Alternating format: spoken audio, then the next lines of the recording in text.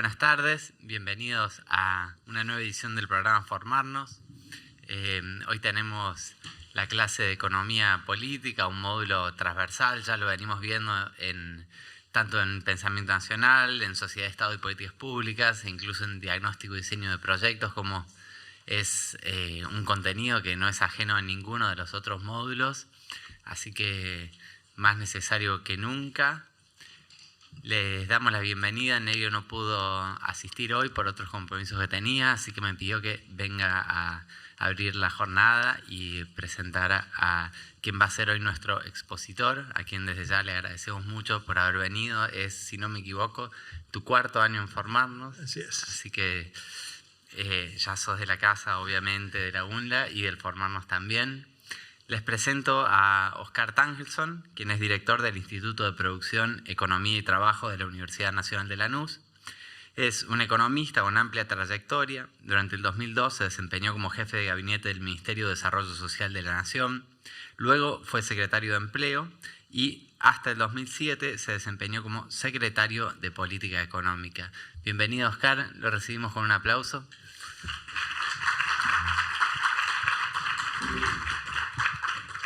Muchísimas gracias a todos y todas los presentes y los que están viendo esta transmisión desde distintas universidades del país, lo que me alegra profundamente. Me alegra también que hayan aplaudido al principio, no sea cuestión de que al final no haya motivo. Es un gusto realmente participar de estos encuentros porque nos permite poner en el centro del debate un tema realmente importante, como es el de los fenómenos económicos, particularmente en estos tiempos, en el que es indispensable dilucidar qué entendemos por economía y cuáles son los efectos, los alcances y las limitaciones que tiene el fenómeno económico y particularmente su vinculación con las condiciones sociales que enfrenta la población a lo largo del país. Hay dos o tres verdades de perogrullo al principio previas a la presentación. La primera es una afirmación que me parece pertinente y es que los problemas económicos no tienen solución económica.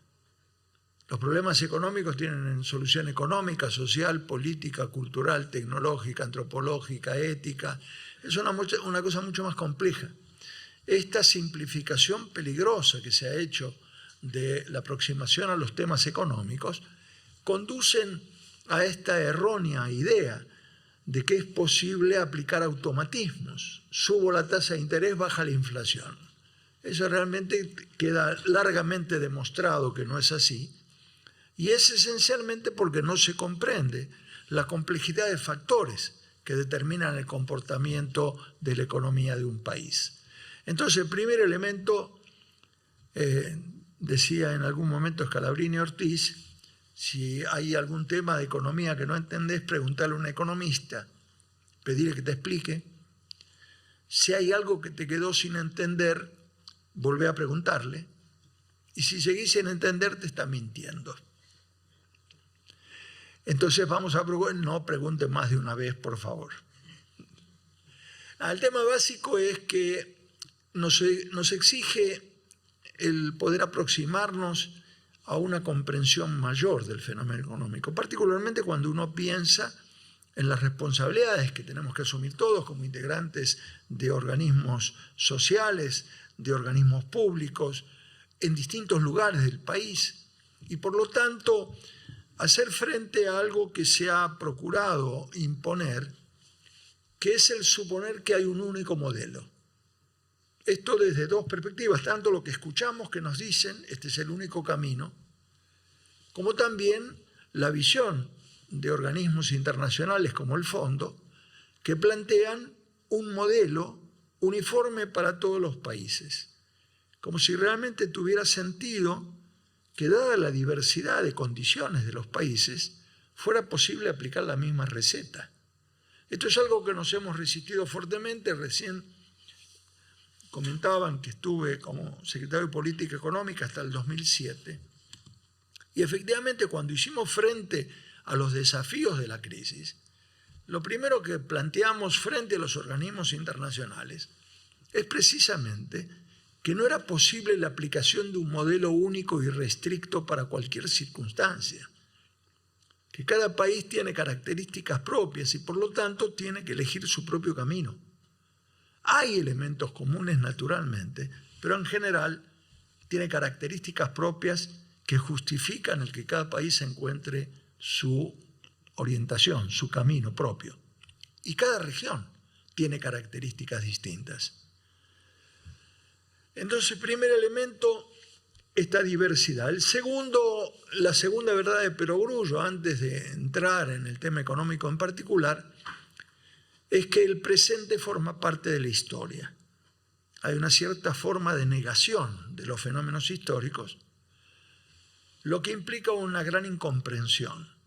El presente forma parte de la historia, tiene dos elementos, dos consecuencias. La primera, los problemas que estamos enfrentando a nivel personal, a nivel familiar, a nivel de las instituciones, a nivel del país, no se produjeron anoche mientras estábamos durmiendo. Es la consecuencia de decisiones que tomamos en el pasado o no tomamos. Y lo que es mucho más importante, porque nos asigna a todos quienes hoy tomamos decisiones de distinta naturaleza, una enorme responsabilidad. El futuro no va a ser consecuencia de la casualidad.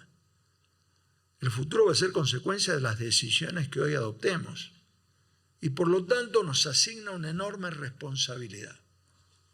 Desde luego no voy a tener tiempo para pensar en desarrollar esencialmente el por qué en este momento es tan importante. Naturalmente, en el caso de la Argentina, estamos ante una coyuntura que justifica esta preocupación, pero en el ámbito, digamos, general, en el ámbito de ese análisis de la historia, estamos también en un punto de transformación internacional que es necesario tomar en consideración.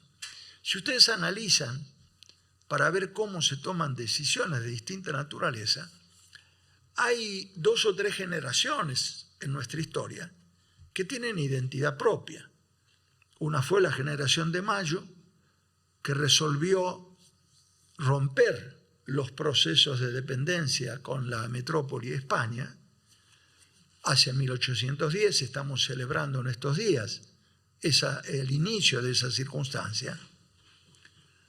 Y la generación del 80, que hacia el fin del siglo XIX resolvió, no sin conflicto, un cierto modelo de país.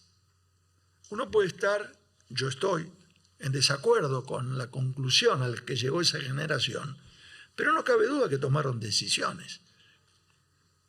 Un elemento importante, la ley de educación 1420, de educación laica, gratuita y obligatoria, que implicó el arraigo de los hijos de los migrantes, implicó el inicio de un proceso de movilidad social en la Argentina poco difundido en América Latina. Y yo diría que también la generación del 45, cuando plantea una modificación de ese modelo y se plantea un modelo de industrialización. Las dos primeras, la generación de Mayo y la generación del 80, se producen cuando en el mundo está en pleno desarrollo una transformación industrial importante. La primera fue la primera revolución industrial, en que Inglaterra comienza a ejercer la hegemonía en el mundo, y no casualmente vienen aquí, desembarcan el Quilmes, toman la ciudad de Buenos Aires y los porteños, tirando piedras y aceite desde el techo de las casas, los logramos expulsar y celebramos el Día de la Reconquista en agosto. La pregunta es por qué vinieron.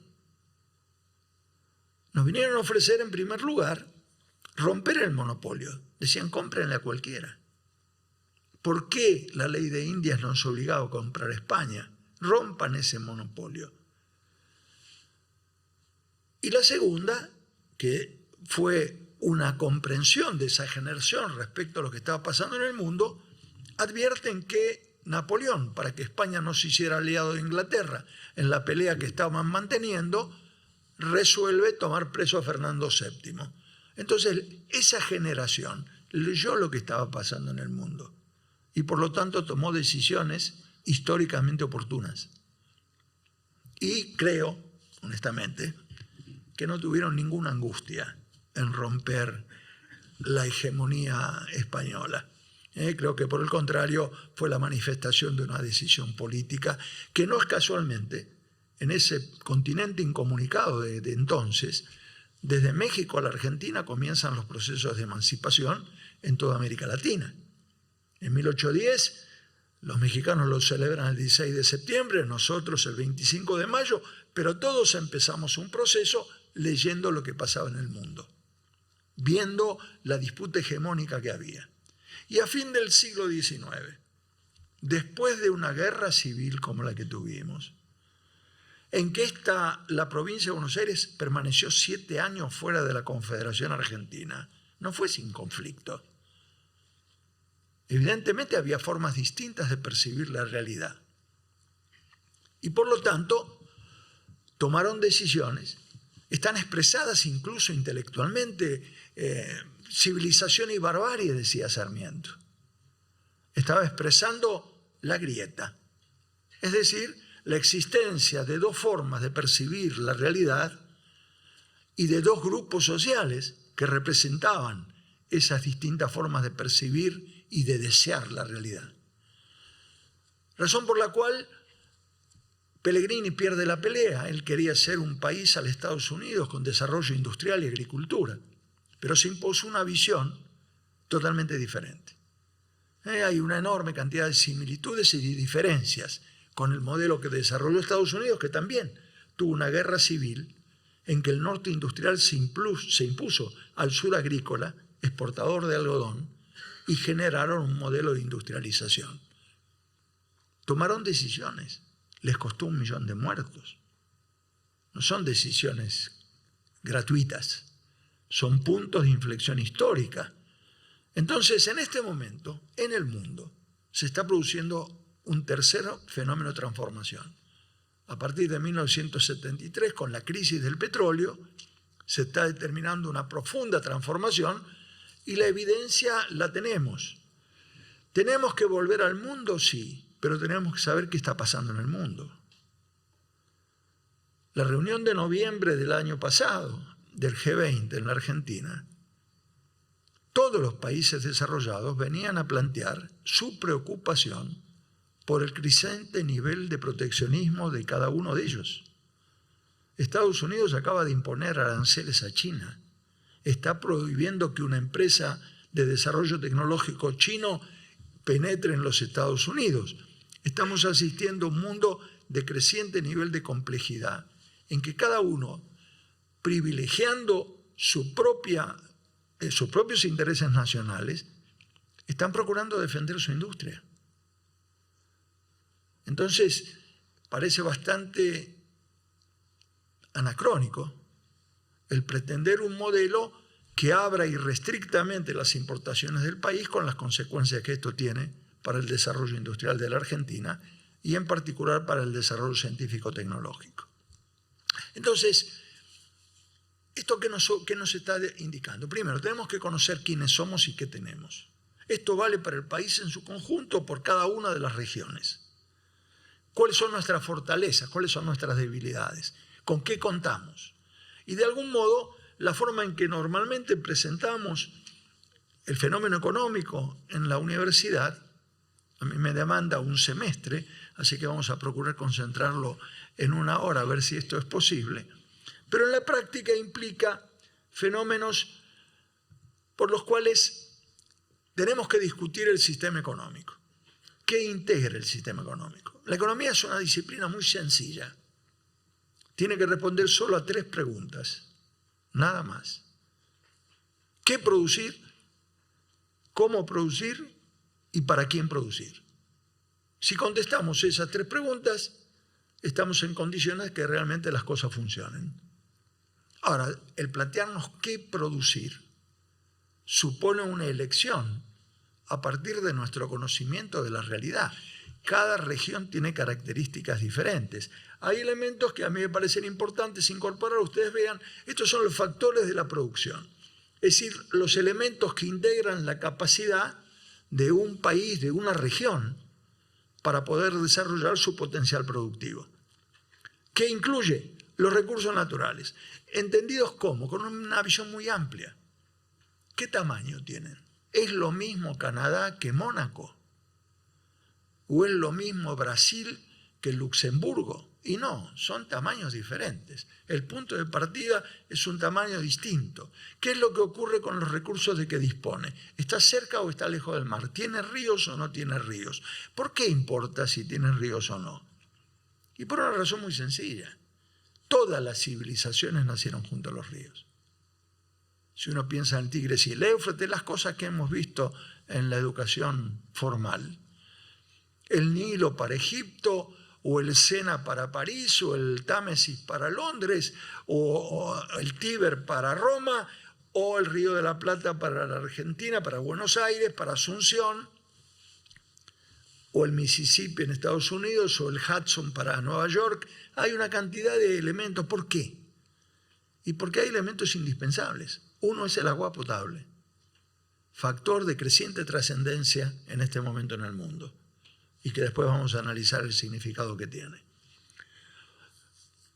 ¿Tiene o no tiene condiciones en el suelo para hacer agricultura? ¿Por qué tenemos la posibilidad de la pampa húmeda? ¿Por qué no es lo mismo producir en otras regiones del país? ¿Tiene algo en el subsuelo?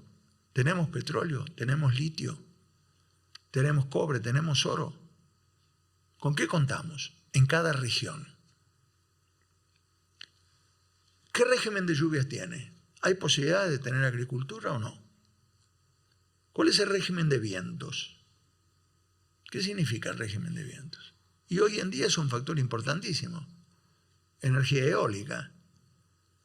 Piensen lo que significa desde el punto de vista de la generación energética. El país que más ha desarrollado esto en Europa es España.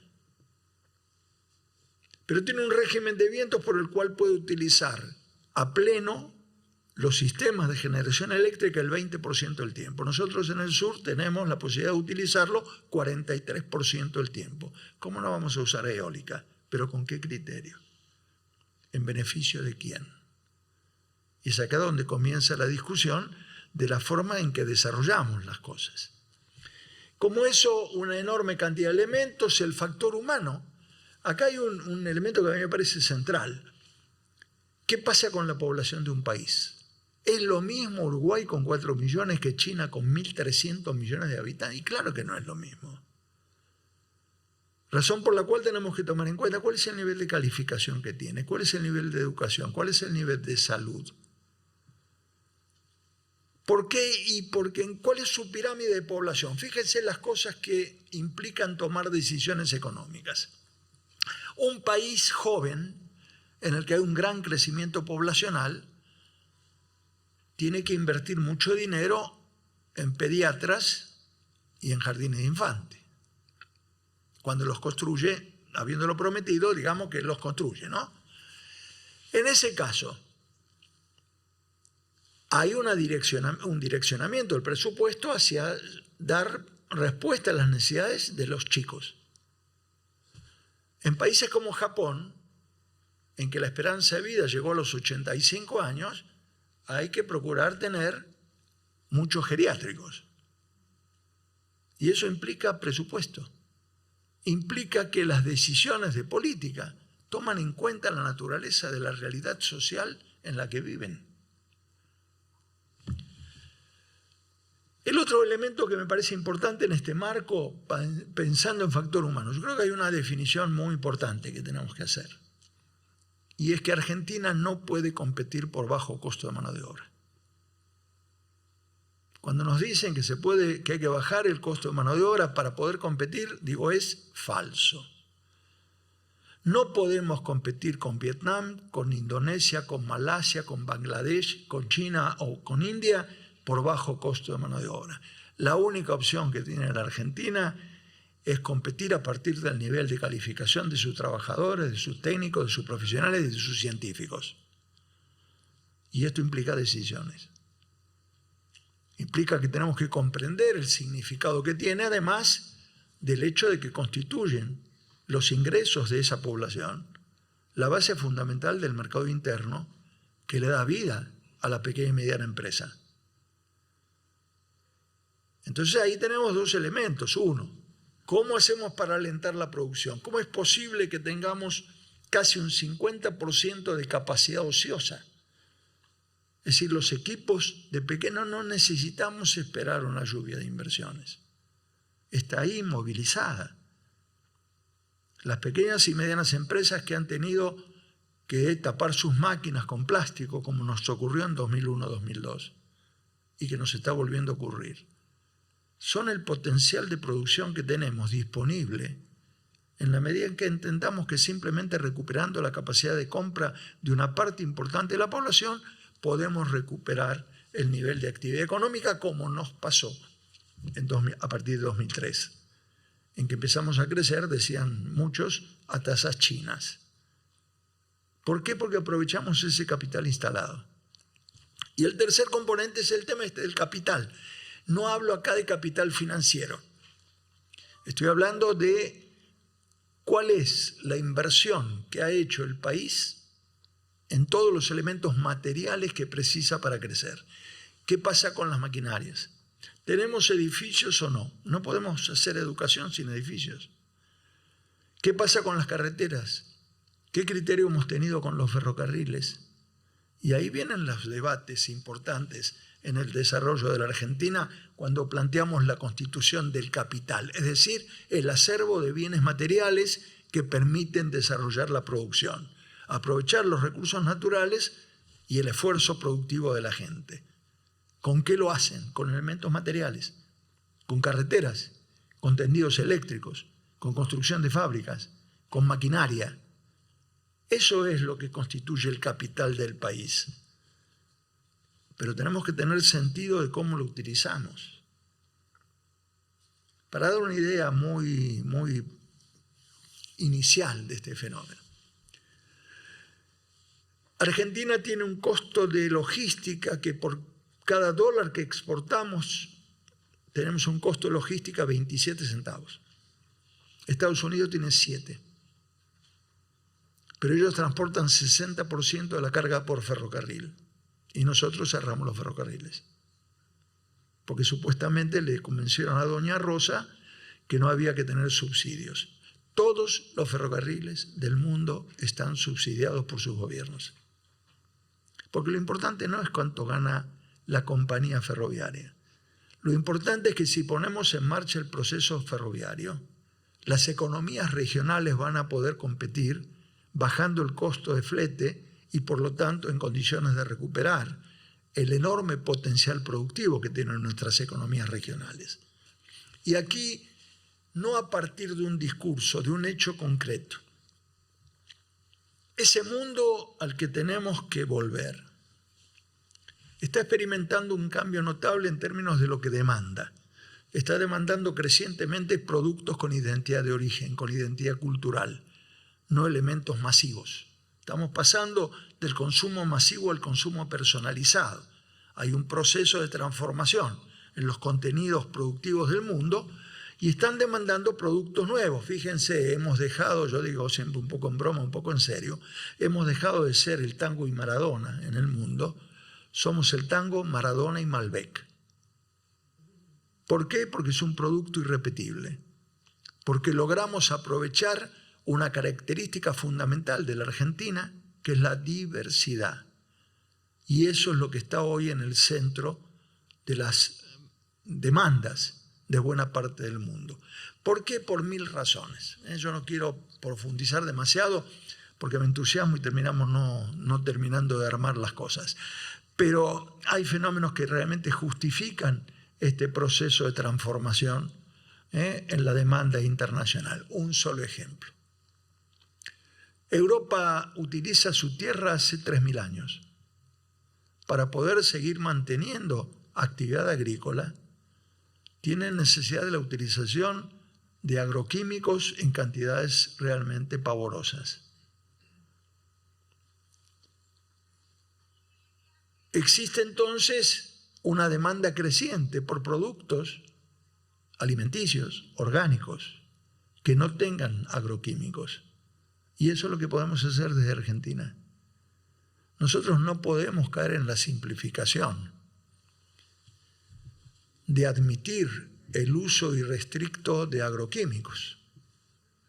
Si Monsanto y Bayer en Estados Unidos han recibido una sanción económica por el uso de glifosato, ¿cómo es posible que nosotros estemos intentando ahora modificar la localización de las escuelas para poder seguir metiendo glifosato?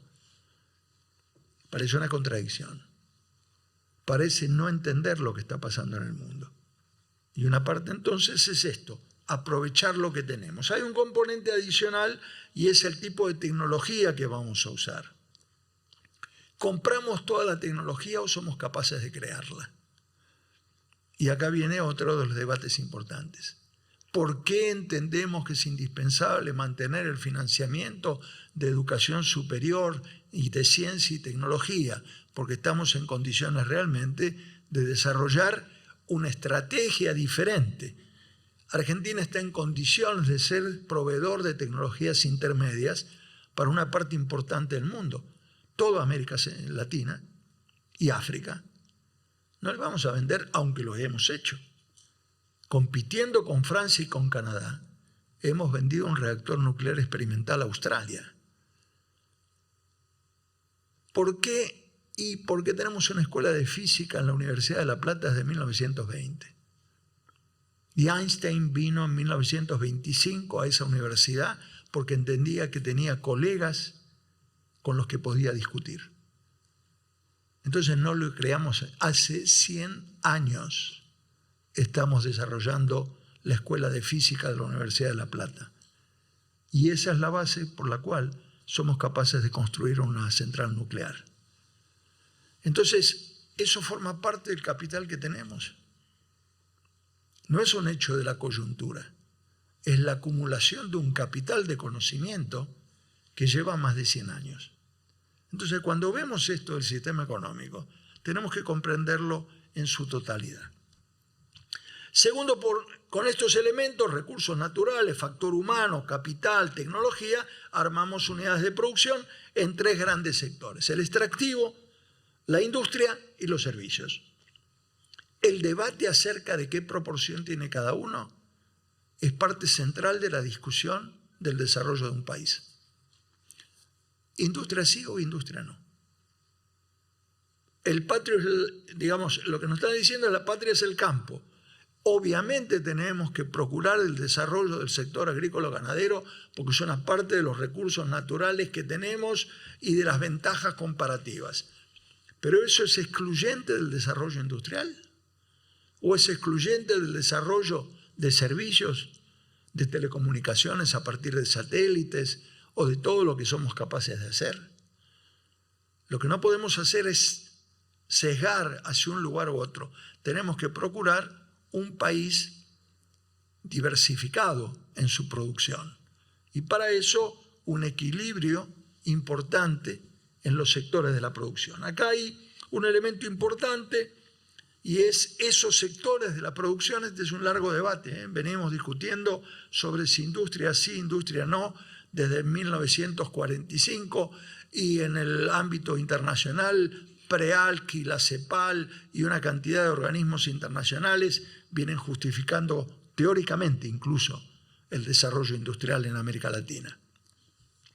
Y producimos todo eso: trigo, hierro, harina, acero, educación, transporte, electricidad, una cantidad de elementos que son lo que constituyen una parte importante. Ahora, ¿por qué participa la gente en esos procesos? ¿Por qué el dueño del campo lo pone a producir? ¿Por qué un empresario pone en marcha su empresa? ¿Por qué un trabajador va a trabajar? Esencialmente por la remuneración, para obtener un ingreso. Y esto, remuneración al trabajo o los ingresos a la propiedad, son la distribución del ingreso. Según un importante economista clásico de Inglaterra, que fue David Ricardo, la distribución del ingreso es el más importante de los problemas de la economía. Porque comprende que a través de la participación en la distribución del ingreso se logra, por una parte, una retribución a los que participan del proceso productivo y por otra se genera la demanda necesaria para comprar lo que producimos. Y por otra parte, porque implica garantizar las condiciones de vida de la gente. Entonces, en esto, en la distribución del ingreso, hay una parte importante de lo que somos capaces de hacer como para que efectivamente continúe creciendo, que el crecimiento económico sea sustentable. Segundo elemento interesante en esto. Muy bien, a través de los salarios distribuimos una parte, retribuimos al trabajo, o las comisiones, los honorarios a los profesionales, las distintas formas de retribución al trabajo de la gente. Y mediante la renta de la tierra, el beneficio del empresario o el monto que nos cobran de alquiler por darnos una casa, retribuimos a la propiedad. Y pareciera que está todo completo, pero no es así. Queda un montón de gente fuera. O ya tiene edad suficiente y no sigue trabajando. O son todavía muy chicos y no tienen acceso.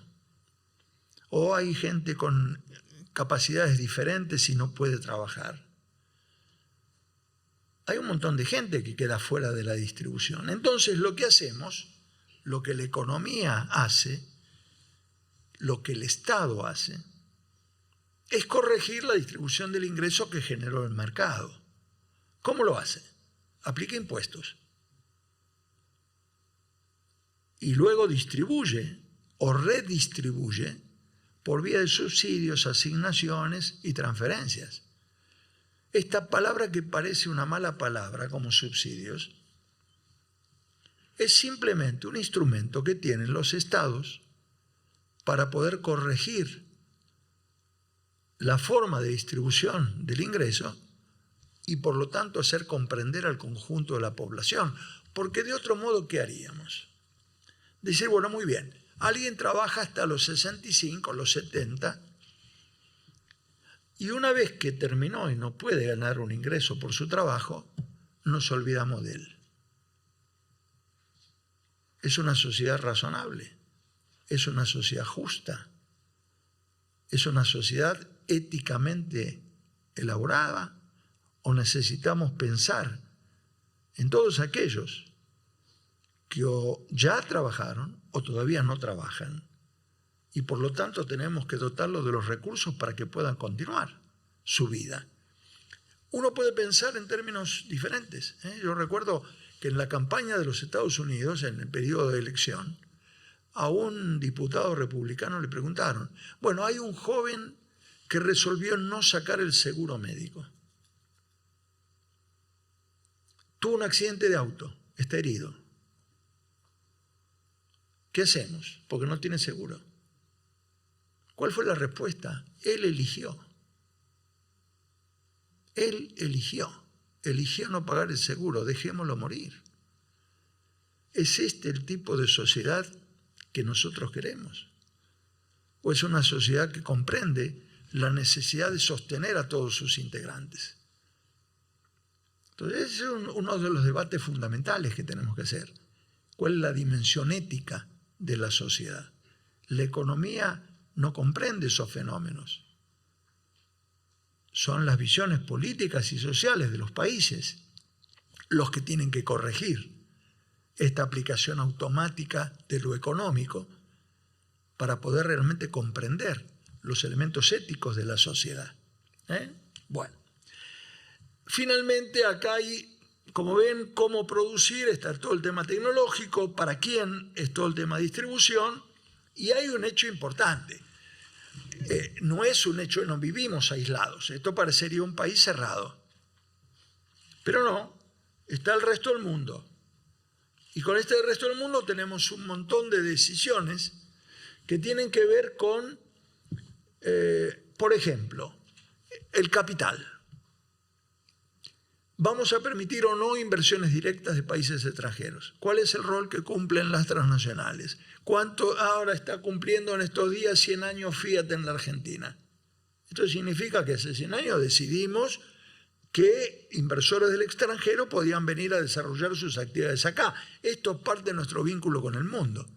El otro tema importante, el factor humano.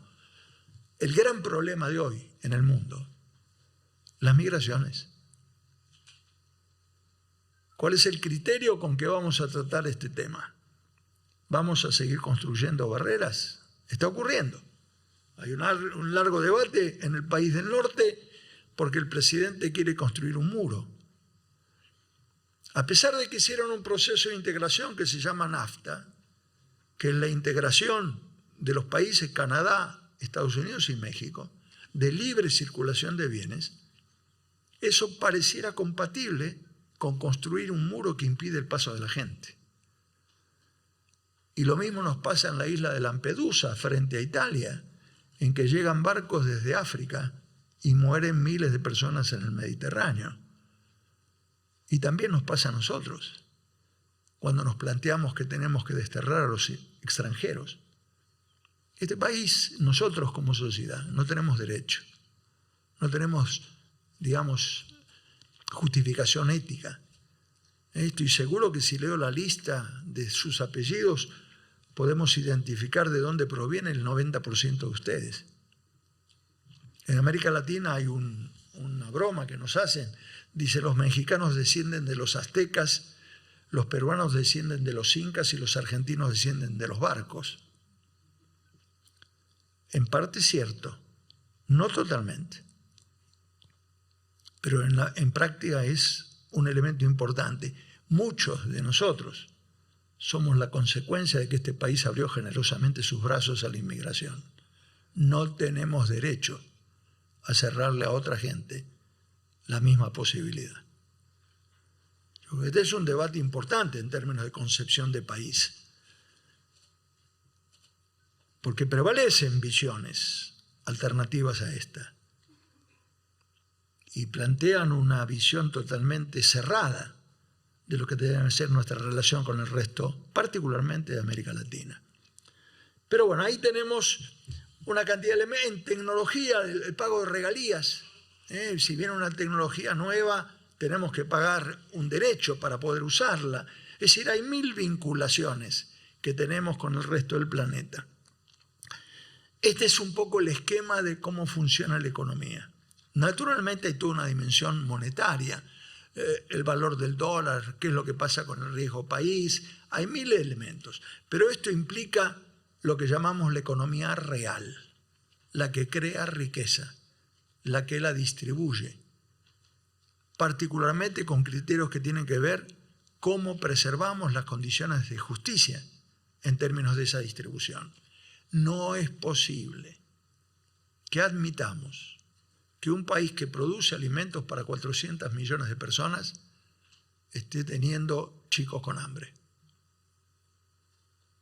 Yo creo que está en el eje de la contradicción más profunda de la Argentina. No podemos admitir que una persona que se jubila diga que come una vez por día porque no le alcanza. Contribuyó a la creación de la riqueza del país. No tenemos derecho a olvidarnos de sus derechos. Entonces, todo eso, de algún modo, conforma cómo diseñamos las políticas económicas. Cuando yo escucho economistas que dicen, bueno, subo la tasa, baja la inflación, hago esto, no funciona así, Detrás de cada decisión económica hay un efecto social. Yo decía en algún momento, si a un médico se lo acusa de mala praxis, porque por ineptitud mató a un enfermo, ¿cómo es que los economistas no tenemos la acusación de mala praxis si cuando con nuestras decisiones estamos matando de hambre a una parte de la población? Hay una responsabilidad evidente. Tenemos que asumirla. Tomar decisiones en materia económica implica tener clara conciencia de cuál es el efecto social que se deriva de esa decisión. Porque de otro modo, parecería que la economía es un mecanismo, hay un automatismo mecanicista y se toman no es así. Tenemos que tener detrás de cada decisión la conciencia de sus efectos. Cada decisión que tomamos cada uno de nosotros tiene consecuencias y nos tenemos que hacer cargo de esas consecuencias. Bien, un elemento importante que yo quería compartir con ustedes en esta síntesis tan breve es qué objetivo persigue realmente la economía de un país. Uno puede pensar desde luego en procurar mantener el crecimiento. Pero un debate que hemos tenido a lo largo de muchos años, desde los 70 en América Latina, es que no es lo mismo crecimiento que desarrollo. Crecimiento es simplemente el incremento del producto. Desarrollo significa la participación del conjunto de los integrantes de la sociedad en ese crecimiento al que han contribuido.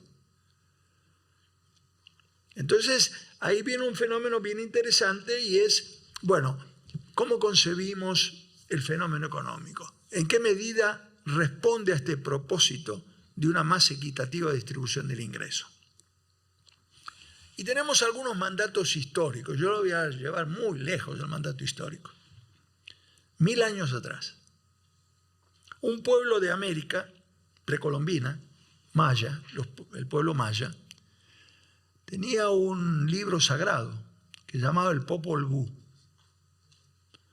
Y una de las cosas que analizaban en ese libro, además de los factores de carácter sobrenatural, era una reflexión acerca de la sociedad. Entonces los mayas se plantean, entre otras cosas interesantes, ¿qué cosa es un buen gobierno? Fíjense, 1000 años atrás. No tiene nada que ver con la realidad presente, no los influimos para nada, los mayas pensaban lo mismo. ¿Qué cosa es un buen gobierno? ¿Saben lo que dijeron los mayas en su libro? Un buen gobierno es el que logra que todos se pongan de pie, que nadie quede atrás. A mí me parece una síntesis perfecta del concepto que tiene que ver con cuál es el sentido que tiene el desarrollo económico. En qué medida realmente tiene que comprender al conjunto de los integrantes de la sociedad. Y esto es lo que dijeron 1000 años atrás. Entonces hoy nos preguntamos, ¿en qué medida hemos cumplido ese mandato tanto tiempo después? Muy bien. ¿Esto qué es? Acá estamos planteando qué nos pasó en los últimos, desde el momento de la recuperación de la democracia. En la parte de abajo está cuánto producimos cada uno de nosotros, es decir, el crecimiento del producto. Y en la medida que vamos hacia arriba, crece la desigualdad. En la medida que venimos hacia abajo, es mayor la igualdad. ¿Qué es lo que podemos ver? Que hubo periodos muy fluctuantes en la Argentina. Hubo periodos, por ejemplo, en el caso de Alfonsín, que hubo una fuerte concentración del ingreso inicial y luego una caída de la producción que nos llevó a la hiper del 89. Se inicia el periodo de Menem y comienza el crecimiento, al principio con algo de distribución, pero luego rápidamente nos vamos a un proceso de concentración que todos sabemos que llamamos la convertibilidad. Un pequeño número de gente, particularmente en esta región, alcanzó mejores condiciones de vida. Bueno, luego hemos tenido un largo proceso que va desde la crisis de 2001 en adelante, que es esta línea que baja, en la que se ha logrado un crecimiento económico con distribución. No incluí todavía los últimos 3 años. No me quiero amargar. Porque hemos tenido una caída del producto y una creciente concentración del ingreso. Y los resultados están a la vista. Entonces ahí hay elementos bien interesantes a tomar en consideración. ¿Cómo se corrige esto? ¿Cómo podemos hacer? Acá hay un elemento sumamente importante. ¿Se acuerdan que dijeron que teníamos una economía populista? Que el problema es el populismo. Un señor, importante funcionario, dijo, les hicieron creer que era posible comprar un teléfono, tener vacaciones, yo diría comer todos los días, una cantidad de esas ilusiones en las que hemos caído. Pero resulta que entonces encontré una respuesta sumamente interesante. Hablando de populismo, hay un trabajo de CEPAL, que es la Comisión Económica para América Latina. Su directora en Montevideo hizo un estudio comparativo de cómo se distribuye el ingreso en Europa y en América Latina. Estos son los países europeos, el Reino Unido, Portugal, Grecia, España, bla, bla, bla. El rojo es la distribución del ingreso, que es relativamente mala al principio, pero luego los gobiernos redistribuyen, la línea amarilla que está ahí, dice que redistribuyen hasta el 40% de la distribución original del ingreso. Hasta el 40%. ¿Cómo lo hacen? Con un sistema impositivo progresivo. Pagan más los que más ganan. No con el IVA, que es regresivo, porque paga lo mismo con el IVA el que gana 100.000 pesos que el que gana 8. No es equitativo. En cambio, un impuesto a las ganancias o a los réditos o a la propiedad tienen un factor totalmente vinculado con el nivel de capacidad de pago de la gente. Y luego lo redistribuyen mediante subsidios, asignaciones y transferencias. Por ejemplo, en buena parte de Europa, educación superior gratuita, como en la Argentina. Es interesante ver dos cosas. Una, que en nuestro caso, los populistas, logramos redistribuir en el momento más importante de todos, más o menos el 13% de la distribución original. Europa redistribuye casi el 50%, nosotros el 13%. ¿Quiénes son populistas? Pero en la práctica lo hacen con un criterio que a mí me parece central. Los impuestos que son progresivos se pagan, no se evaden. Fíjense que el primer ministro de Islandia, hace poco tiempo, cuando se descubrió que tenía una cuenta offshore en los Panama Papers, renunció a su cargo. Porque era evidente que tener una cuenta en los Panama Papers, el motivo por el cual la tenía es que había evadido impuestos. Y había una sanción jurídica y una sanción ética de la sociedad de su país, censurando el que efectivamente alguien con ese nivel de responsabilidad institucional hubiera evadido impuestos. Creo que hay mucho que tenemos para aprender respecto a los criterios que tienen que ver con cómo se maneja la política, la economía, la sociedad, con un nivel de compromiso que resulta indispensable. Entonces ahí hay parte del fenómeno en el que estamos enfrentados en este momento. Y me parece que este conjunto de factores que hemos visto nos obligan a repensar realmente el país. Fíjense, muchas gracias para después. Fíjense que en la Argentina hemos experimentado 3 formas de concentración del ingreso.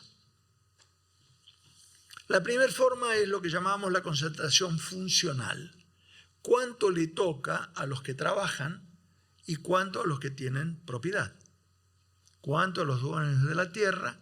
¿Cuánto a los trabajadores, los profesionales, los científicos, etcétera? El primer proceso de concentración importante se dio a punto tal que en los 70 teníamos una distribución más o menos 50% cada uno. 50 el trabajo, 50 la propiedad. En el año 2001 llegamos al 25% para el trabajo. Quiere decir que hubo una notable disminución de la participación del salario en la distribución del ingreso. Es una distribución, una concentración funcional, por función. Hay un segundo elemento de concentración personal del ingreso, o familiar, si ustedes quieren. En el año 70 también, el 20% más pobre de la población argentina tenía el 7% del ingreso nacional, que es lo que hoy tiene Francia. Llegamos en 2002 al 2%. Por eso tuvimos que poner en marcha instrumentos de respuesta instantánea, como fue el Jefes y Jefas. Porque si el 20% más rico pierde ingresos, no cambia el auto. Si el 20% más pobre pierde ingresos, no come. Esta es la diferencia cualitativa que tenemos que ver en el momento de la concentración. No es posible. 50% de los chicos de este país son pobres. Yo creo que son los elementos que tienen que movernos a reflexión. ¿Qué estamos haciendo? Particularmente, ¿qué estamos haciendo con el futuro? Porque hay una forma de compensación, la AUH, la asignación universal por hijos. ¿Qué sentido tiene? Por una parte, en el corto plazo, darle algo de recursos como para poder sobrevivir. Pero en largo plazo, ¿cuál es el efecto? Que tenemos la posibilidad de mantener en mejores condiciones de alimentación y salud a una población que dentro de 20 años va a ser la fuerza de trabajo de la Argentina. Nuestra capacidad competitiva del futuro radica en que logremos solucionar los problemas de la infancia. Además del imperativo ético actual de que no es posible que la mitad de los chicos sean pobres, estamos saboteando nuestras posibilidades dentro de 20 años. Y los países no desaparecen. En la práctica vamos a tener la posibilidad, por eso insistimos tanto en la gratuidad de la enseñanza superior en la Argentina. Tenemos que garantizar que una parte creciente de los jóvenes tengan acceso a la universidad. Porque es la forma, primero, de continuar con un proceso de movilidad social absolutamente inédito que hubo en la Argentina. Y por otra, garantizar que vamos a tener una calificación creciente de nuestros científicos, nuestros técnicos, nuestros trabajadores para hacer frente a los desafíos del futuro. Cuando escucho con ligereza hablar de estas asignaciones, digo, es una visión tan miope, tan sin comprender los efectos que esto tiene para el país en el mediano y largo plazo, que es difícil de entender. Realmente, o lo atribuyo uno a una total anomia ética o a una enorme ignorancia. Los países crecen a partir de eso. Corea, con lo que es, era un país feudal. Durante 20 años invirtió enorme cantidad de recursos en educación básica. Y hoy es uno de los países industrializados del mundo. Entonces, lo que hay en juego detrás de todo esto que hemos visto es cómo estamos construyendo nuestra capacidad hacia el futuro. En qué medida realmente estamos en condiciones de transformar. Y la tercera de las formas de concentración del ingreso es esa que nos obliga a discutir realmente. A mí me parece absolutamente claro el recuperar el concepto de federalismo y el advertir, no en el discurso, sino en los hechos, la necesidad de propiciar el desarrollo de las economías regionales. Argentina en los 90 se dio el lujo de decir, la ciudad de Buenos Aires, que tenía el ingreso per cápita de Bélgica, pero Formosa tenía el de Camerún. Teníamos una ciudad en apariencia a niveles de ingreso del primer mundo, pero 10 provincias con niveles de ingreso equivalentes a los de países africanos. No hay ninguna posibilidad de hacer sostenible un país con semejante nivel de asimetría. Tenemos que propiciar realmente una recuperación de las economías regionales. Significa reconstruir el ferrocarril, significa reconstruir y tender toda la energía necesaria hacia las economías regionales. Significa cambiar la lógica de funcionamiento de algunos instrumentos. A mí me parece claro si alguien tiene como única experiencia haber sido presidente de una empresa, y estoy hablando de algunos de los funcionarios, si le dan a manejar la empresa ferroviaria, como él está acostumbrado a que lo evalúen a partir del rendimiento y la ganancia de la empresa, va a seguir haciendo lo mismo. No comprende que la empresa ferroviaria no tiene que ganar. Lo que tienen que ganar son los pequeños productores de todo el territorio que gracias a la eficiencia del sistema ferroviario están en condiciones de incrementar sus niveles de rendimiento, que es la forma en que vamos a poder salir globalmente como país, el que vamos a poder generar riqueza, el que vamos a poder aprovechar la magnífica diversidad que tenemos de climas, de suelos, de productos y de gente en la Argentina. Para eso hay que concebir la infraestructura de transporte, de energía, de comunicaciones, como un elemento tendiente a homogeneizar más. En este marco, estos debates cotidianos que realmente asombran, el distribuir netbooks en el país era una forma de corregir las enormes asimetrías que existen, no solo en ingreso, sino en acceso a la comunicación, en acceso al lenguaje de este tiempo, que es la informática. No se trata de una dádiva, no se trata de una concesión graciosa, se trata de una inversión en la homogeneidad del conocimiento de la gente de todo el territorio del país. Yo creo que estas son las visiones que permiten que la economía se convierta en un instrumento y no en la única razón.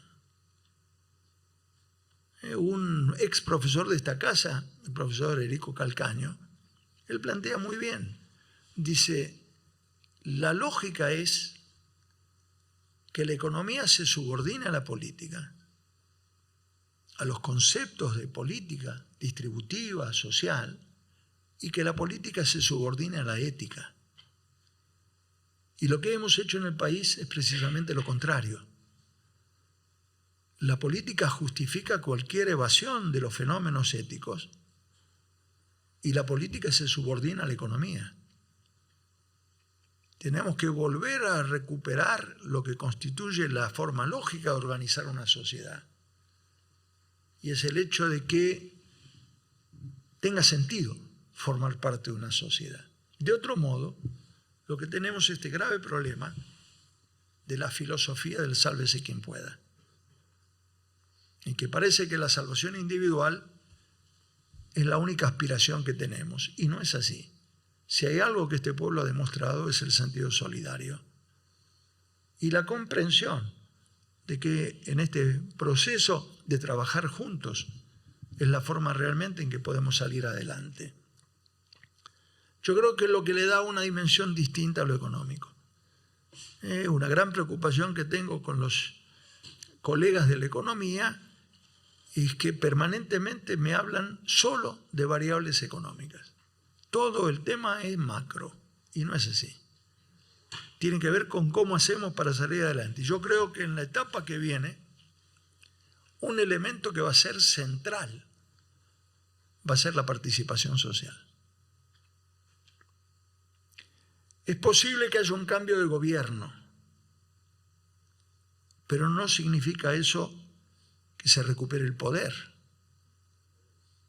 El poder radica en la participación genuina de un pueblo soberano. Es la única forma de defender los derechos.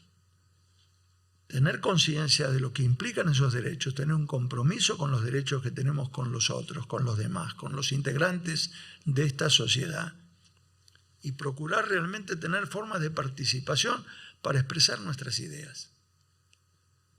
Quiero dar un ejemplo. Como les decía, tuve que poner en marcha el Jefes y Jefas. Y desde el punto de vista de la práctica, yo decía, ¿cómo puedo tener la seguridad de que Juan Pérez de Andalgalá, Catamarca, le corresponde la asignación? No puedo. A 2.000 kilómetros de distancia.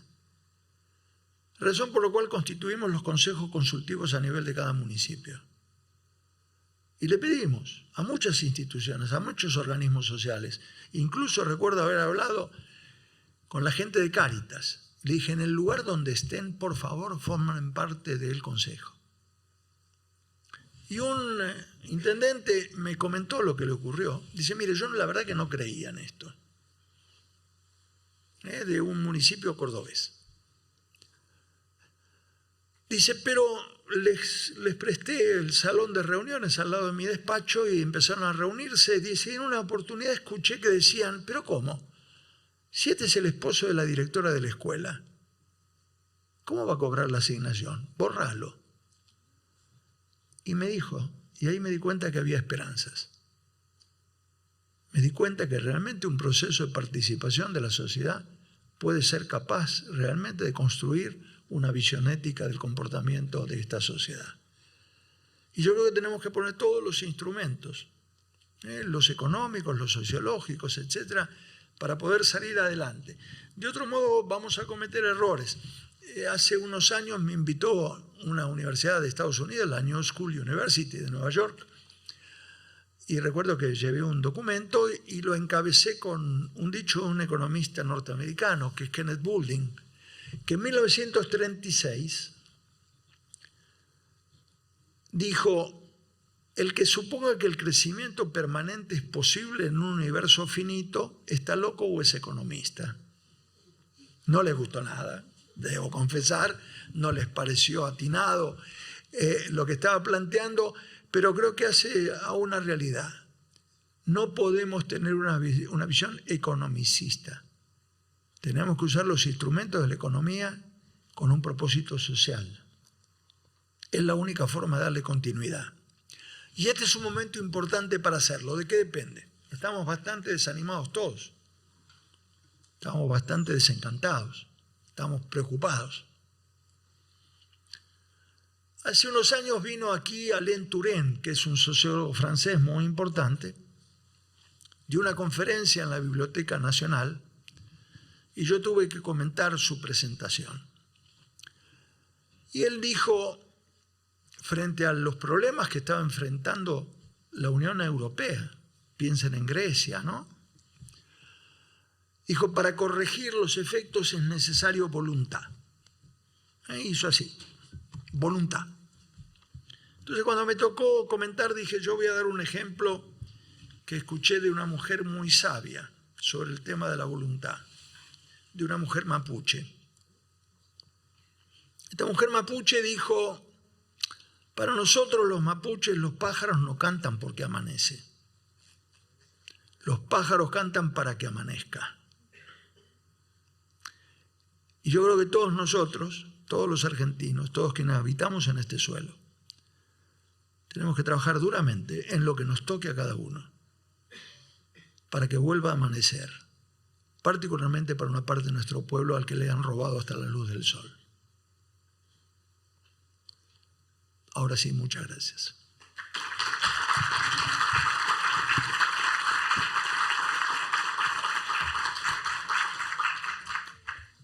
¿Preguntas? Claro que sí.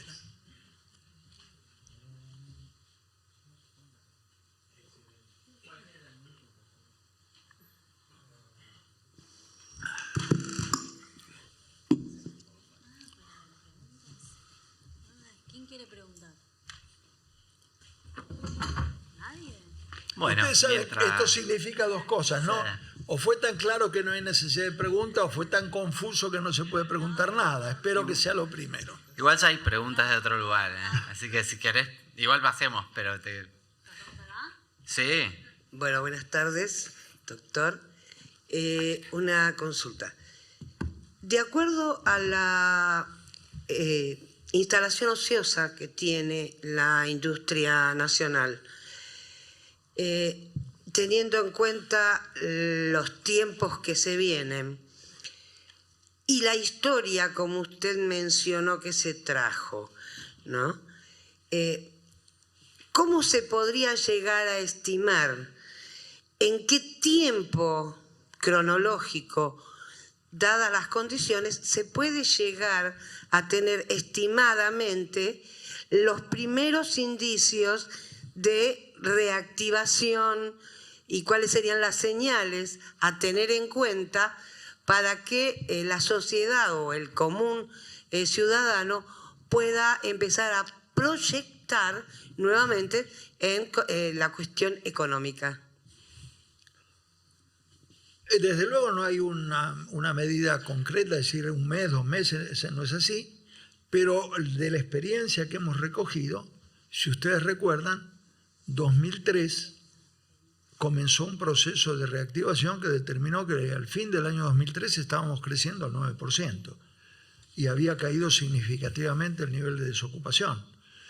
La ventaja en eso que tenemos es, hay efectivamente capacidad ociosa, está instalada, salvo algunas empresas que han cerrado definitivamente, lamentablemente, pero en general hay capacidad.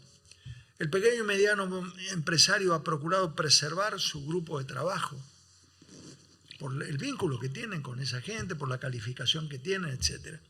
Si rápidamente generamos un mecanismo de asignación de recursos para la parte más vulnerable de esta sociedad, si estamos en condiciones de establecer mecanismos de financiamiento accesible para las pequeñas y medianas empresas, para financiar su programa de trabajo, porque tienen las máquinas.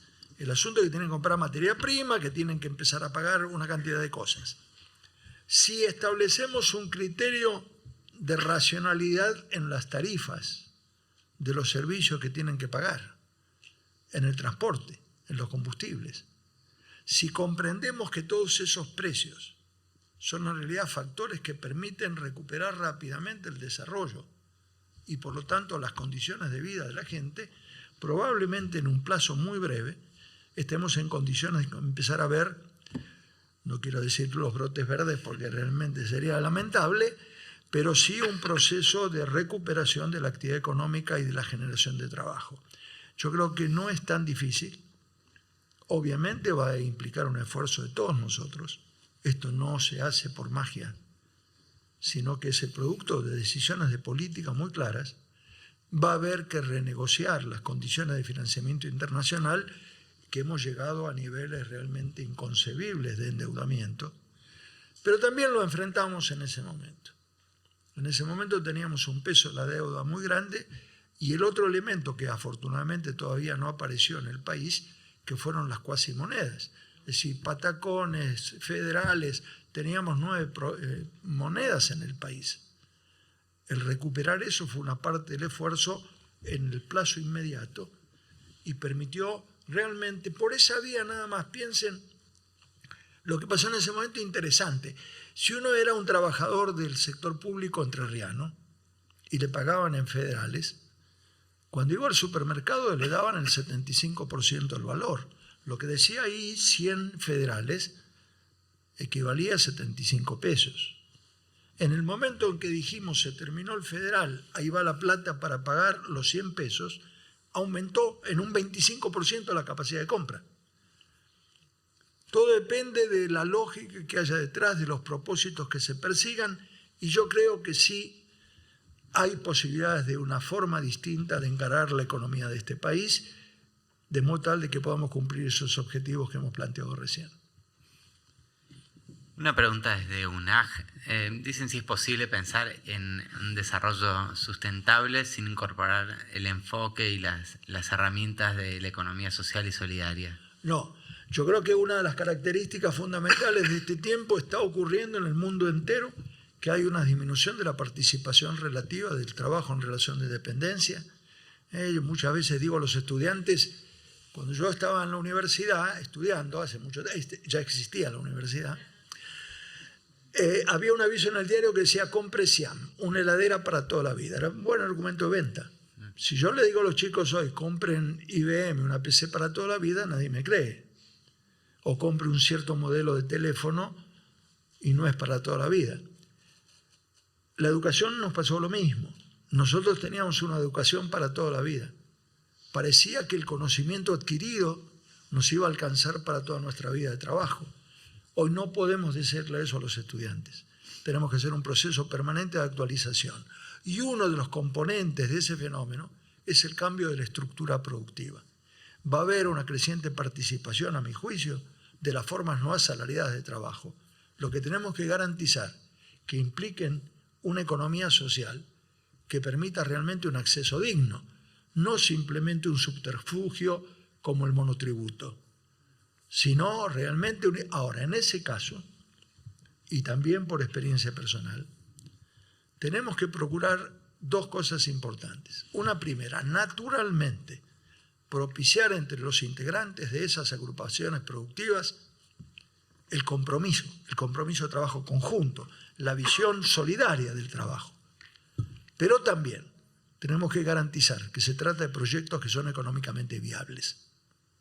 En muchos casos nos ha ocurrido que hemos financiado proyectos, le hemos dado una fuerte impronta al criterio solidario de organización, pero no hemos analizado a fondo la viabilidad del proyecto productivo. Y en ese caso generamos frustración. Lo que tenemos que procurar, y este es el rol que creo que una parte de las universidades podemos cumplir, es apoyar a esos esfuerzos que realizan esas unidades de producción para poder apoyarlos en términos tecnológicos, organización jurídica, identificación de la viabilidad del proyecto.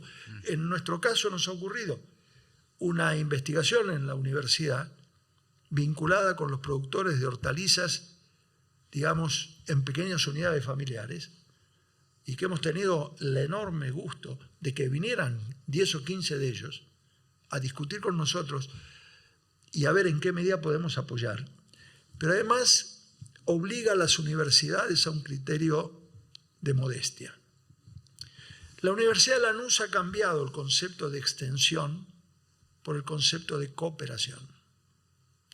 ¿Qué significa? Que nuestros investigadores y técnicos, si salen al territorio a apoyar a pequeñas unidades productivas, naturalmente que van a transferir conocimientos, pero también van a aprender mucho. Porque una parte importante de la innovación se realiza en las pequeñas y medianas empresas de todo el país. Cuando uno recorre, yo tuve el privilegio de conocer todas las provincias argentinas, y uno encuentra en cada pueblo pequeños productores que hacen maravillas en términos de diseño, de mantenimiento de equipos, de innovación de productos. Eso es conocimiento. Y por lo tanto la universidad tiene que estar abierta, no solamente en un sentido de salir, sino también de captar información, conocimiento, innovación e inventiva.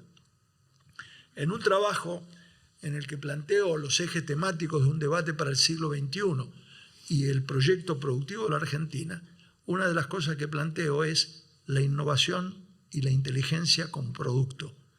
Tenemos la fortuna de tener un pueblo profundamente creativo y por lo tanto hay que estimular y que se sepa que una parte importante del conocimiento se desarrolla en el mundo de la producción y del trabajo.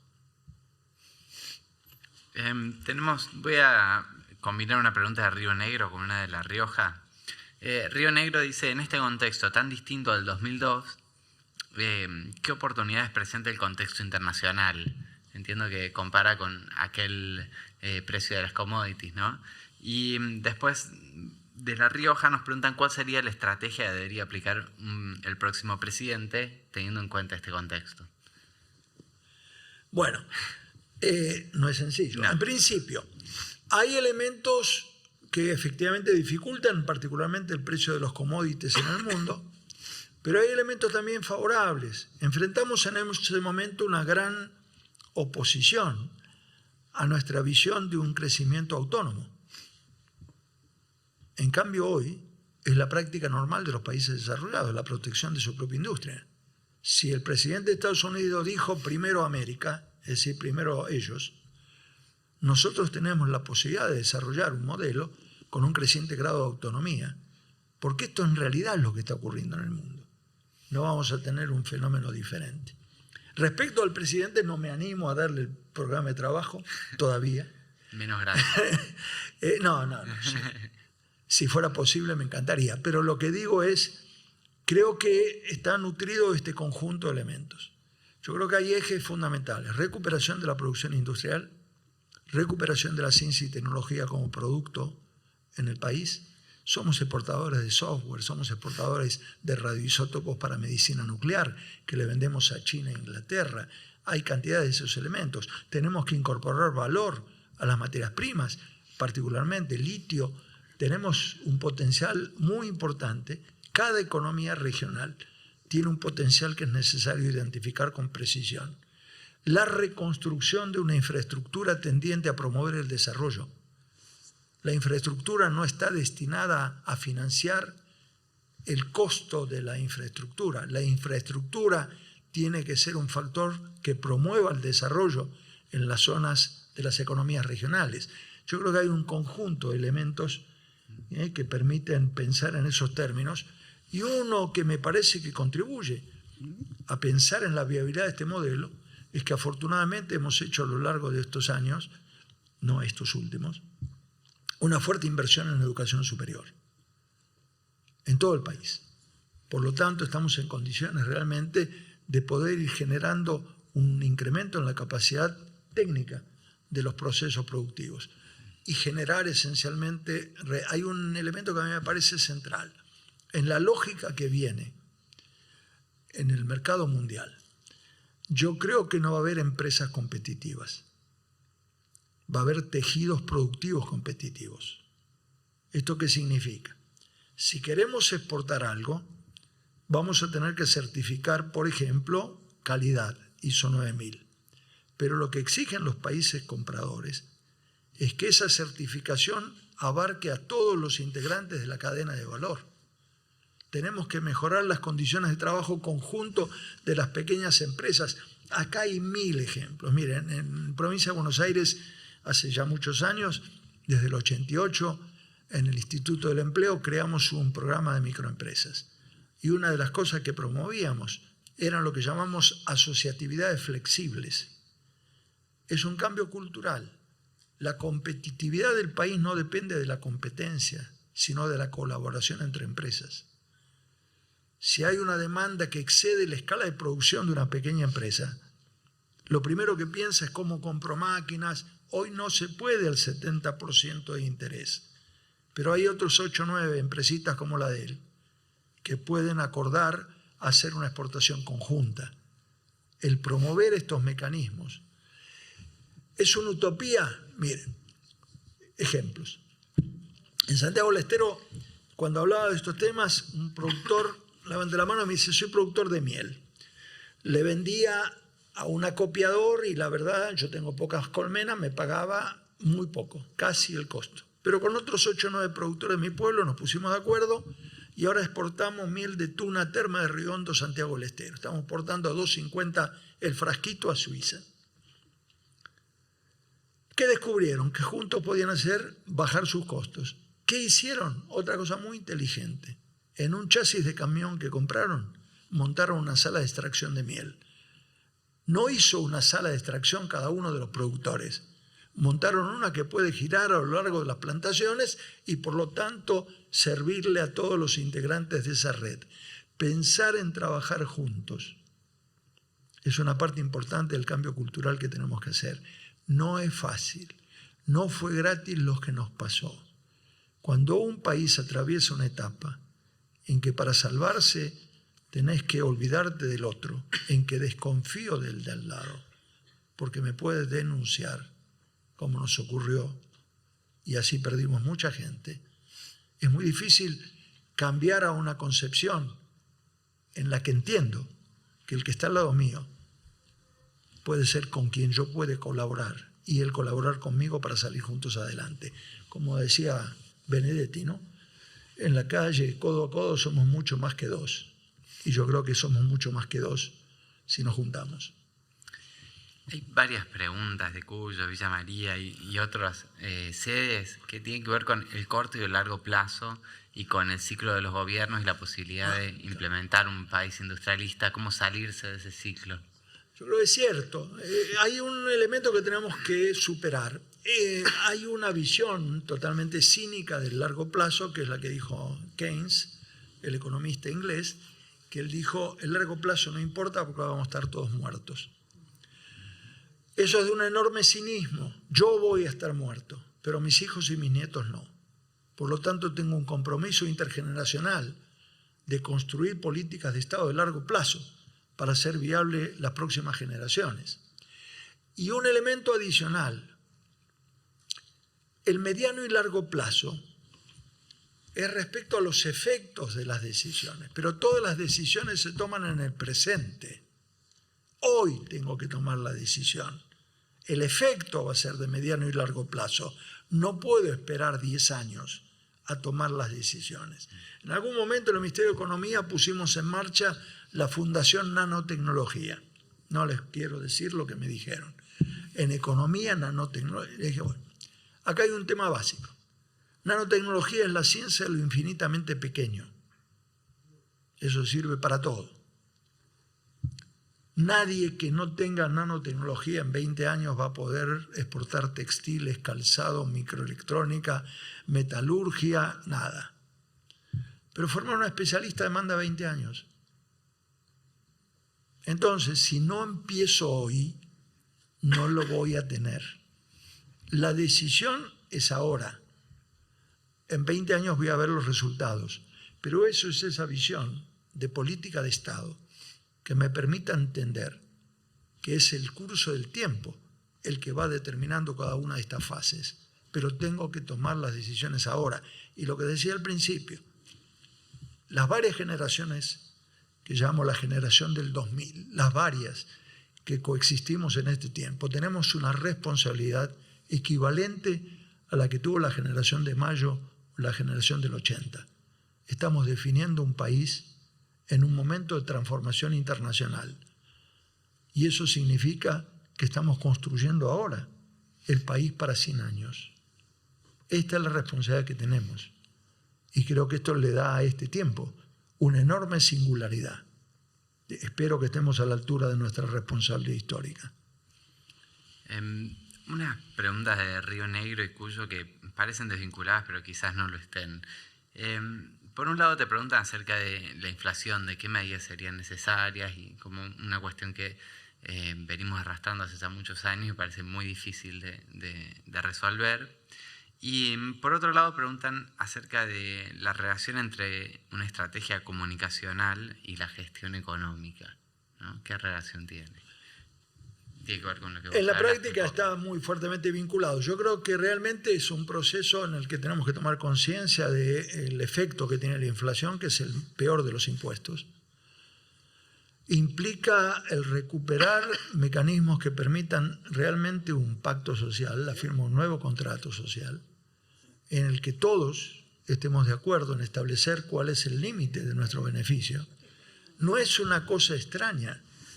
Varios de los países, como en el caso de Inglaterra, por ejemplo, ya que lo mencionan tanto y le dan espacios de petróleo, en el caso de Inglaterra, una empresa que gana más allá de un cierto porcentaje, el 6% en el año, está obligada a reinvertir el excedente. No puede distribuir más allá del 6%. Quiere decir que hay un proceso, una decisión de política que va modificando lo que estamos enfrentando en términos de inflación. Hay factores económicos y factores extraeconómicos en el fenómeno de la inflación. Tenemos, además de un tema, digamos, económico, un grave problema cultural en la Argentina. El ser capaz de comprender que necesitamos establecer reglas claras de juego y cumplirlas.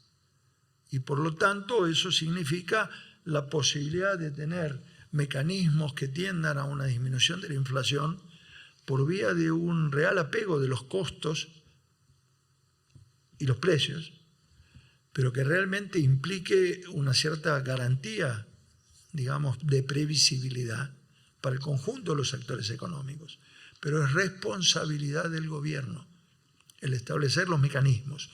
Y la segunda pregunta, precisamente, son los mecanismos de comunicación los que nos van a permitir ir generando estas ideas, difundiéndolas y compartiéndolas con el conjunto de actores sociales de la Argentina. Creo que es un instrumento que no hemos utilizado, ha sido utilizado en sentido contrario, justamente para desalentar la conciencia del país.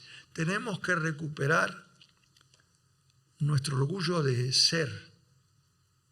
Yo creo que tenemos que recuperar la idea de que si colocamos un satélite en órbita de comunicaciones a 36.000 kilómetros de altura y logramos que ese artefacto funcione, no es una heladera, es un medio de comunicación al que solo tienen acceso 8 países en el mundo. ¿Cómo es posible que no comprendamos que esa es nuestra real riqueza, la que nos va a permitir responder a todas estas necesidades? Una pregunta de la UNLA. Buenas tardes, doctor. Soy estudiante de la Universidad de Avellaneda en Derecho y Enfermería. Y estaba escuchando esto. Yo he vivido toda la parte de los gobiernos y la economía. Hubo en un cierto momento que si lo producimos, vamos a decir, en la presidencia de Carlos Menem, había una empresa de que no daba pérdida, daba ganancia. Era Líneas Marítimas Argentinas Selva. Y él agarró, vino, porque yo he trabajado ahí, tenía 79 líneas por todo el país. No creo que dé a pérdida, si no daba ganancias. Pero el señor agarró y la vendió, ¿sí? Ahora, ¿por qué tenemos que estar en este modo?